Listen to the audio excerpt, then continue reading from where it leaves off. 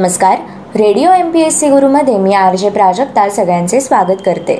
मित्रांनो, आजच्या दिवसाची सुरुवात करूया एका प्रेरणादायी विचाराने. कठीण काळात सतत स्वतःला सांगा, शर्यत अजून संपलेली नाही, कारण मी अजून जिंकलेलो नाही. मित्रांनो, आज आहे 17 ऑक्टोबर. जाणून घेऊया आजच्या दिवसाचे विशेष. 17 ऑक्टोबर 1998 रोजी आंध्र प्रदेशात समाजसेवेचा आदर्श प्रकल्प उभारणाऱ्या फातिमा बी यांना संयुक्त राष्ट्रसंघाचा पुरस्कार प्रदान करण्यात आला. फातिमा बी ह्या 1989 मध्ये भारताच्या पहिल्या महिला न्यायाधीश झाल्या. भारतातून एवढ्या मोठ्या पोस्टवर जाणाऱ्या त्या पहिल्या महिला होत्या. 1996 रोजी अभिनेते डॉक्टर श्रीराम लागू यांना मध्य प्रदेश सरकारचा कालिदास सन्मान जाहीर झाला. श्रीराम लागू हे मराठी व हिंदी नाट्यसृष्टी चित्रपटसृष्टीतील अभिनेते व दिग्दर्शक होते. देवाला रिटायर करा अशी आरोळी ठोकत त्यांनी पुरोगामी आणि त्यांच्या मते तर्कसंगत सामाजिक कारणांसाठी आवाज उठवला.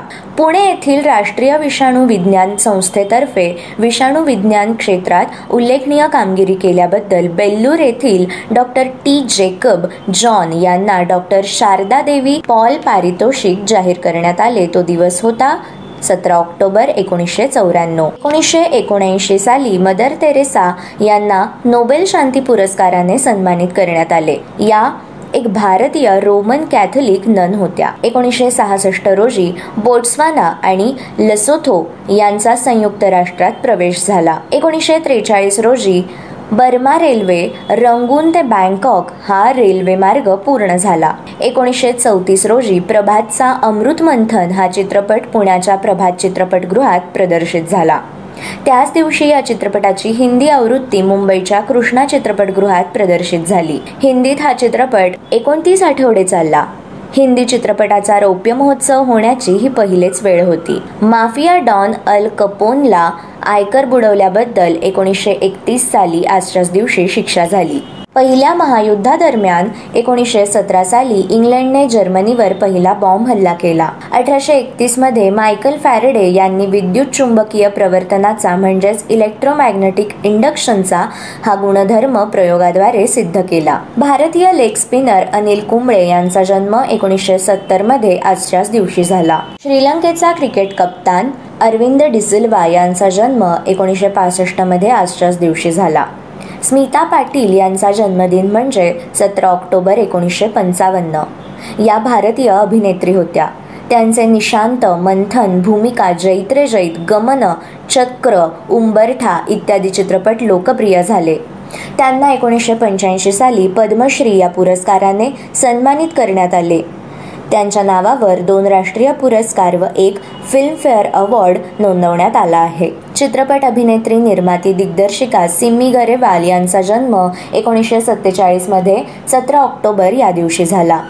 सहकार क्षेत्रातील अग्रणी व्यक्तिमत्व, वारणा परिसराच्या विकासाचे शिल्पकार, वारणा सहकारी साखर कारखान्याचे संस्थापक आणि यशवंतराव चव्हाण यांचे निकटचे सहकारी विश्वनाथ अण्णा तथा तात्यासाहेब कोरे यांचा जन्म 1917 मध्ये 17 ऑक्टोबर या दिवशी झाला.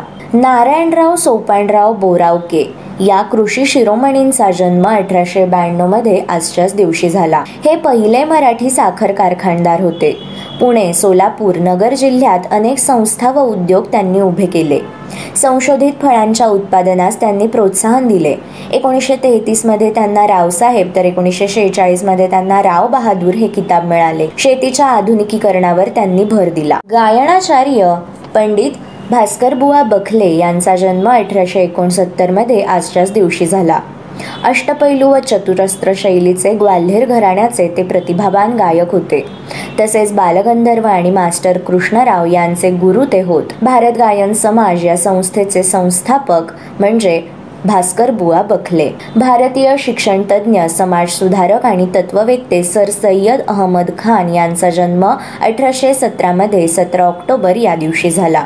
ललित लेखक रवींद्र पिंगे यांचे निधन 2008 मध्ये 17 ऑक्टोबर या दिवशी झाले. विजय शंकर जगणेश्वर तथा विजय भट या चित्रपट निर्माते, दिग्दर्शक व पटकथा लेखक यांचे निधन 1993 मध्ये आजच्याच दिवशी झाले. त्यांचे रामराज्य, बैजू बावरा, गूंज उठी शहनाई, हिमालय की गोद में हे चित्रपट खूप गाजले. Film and television producers guild of India या संस्थेचे ते पहिले सदस्य होत. जगप्रसिद्ध तत्वज्ञानी व कवी स्वामी रामतीर्थ यांनी 1906 मध्ये 17 ऑक्टोबर या दिवशी जलसमाधी घेतली. गुस्ताव किर्चॉफ या जर्मन भौतिकशास्त्रज्ञांचे निधन 1887 मध्ये 17 ऑक्टोबर या दिवशी झाले. दादोबा पांडुरंग तरखडकर यांचा स्मृतिदिन म्हणजे 17 ऑक्टोबर 1882. हे इंग्लिश व्याकरणकार, ग्रंथकार व धर्मसुधारक होते. तसेच संस्कृत व इंग्रजी भाषांच्या व्याकरणाचे अध्ययन करून व मराठी भाषेच्या रूपविचाराची स्वतंत्र प्रज्ञेने व्यवस्था लावून त्यांनी व्याकरण सिद्ध केले. विद्यार्थ्यांसाठी शालोपयोगी लघु व्याकरणही त्यांनी लिहिले. अफगाणिस्तानचा राज्यकर्ता अहमद शहा दुर्राणी यांचे निधन 1772 मध्ये आजच्याच दिवशी झाले. अहमद शहाने दुर्र-ई-इराण असा आपला किताब जाहीर केल्यापासून अब्दाली टोळ्या दुर्राणी नावाने ओळखल्या जाऊ लागल्या. मित्रांनो, हे होते आजच्या दिवसाचे दिनविशेष.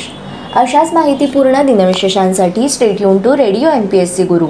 आमच्या कार्यक्रमाच्या फीडबॅकसाठी तुम्ही आम्हाला व्हॉट्सॲपवर मेसेज करू शकता. आमचा व्हॉट्सॲप नंबर आहे 8698869880 अर्थात 8698869880. मित्रांनो, ऐकत रहा radio MPSC Guru, spreading the knowledge, forward bye spectrum academy.